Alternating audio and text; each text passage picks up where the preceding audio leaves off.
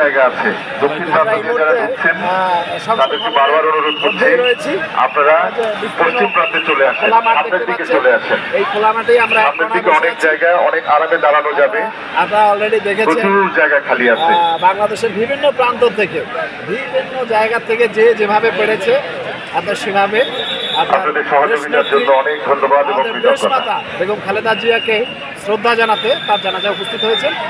আমরা বরুণার থেকে হাজার হাজার নেতাকর্মী এসেছি এবং সাধারণ মানুষ এসেছি, বিভিন্নভাবে এসেছি। আমরা বেশ কয়েকজন এখানে বসে আছি, আপনারা দেখতে পাচ্ছেন।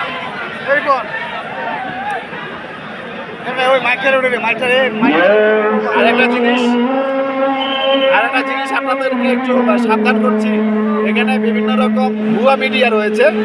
আপনাকে এসে বলবে আপনি কিছু বক্তব্য দেন এবং সেই বক্তব্য আপনাকে আমরা হোয়াটসঅ্যাপে পাঠিয়ে দেবো এবং আমাকে কিছু পয়সা দেন। তো সাধারণ মানুষকে আমি বলবো এই ফাঁদে পা দিবেন না। অলরেডি কেউ একজন এসেছিল আমার সামনে, আমার বক্তব্য নিয়েছে এবং কিছু পয়সা চেয়েছে। আমি বলেছি পয়সা দেওয়া যাবে না, বক্তব্য বিক্রি করে দেওয়া যাবে না।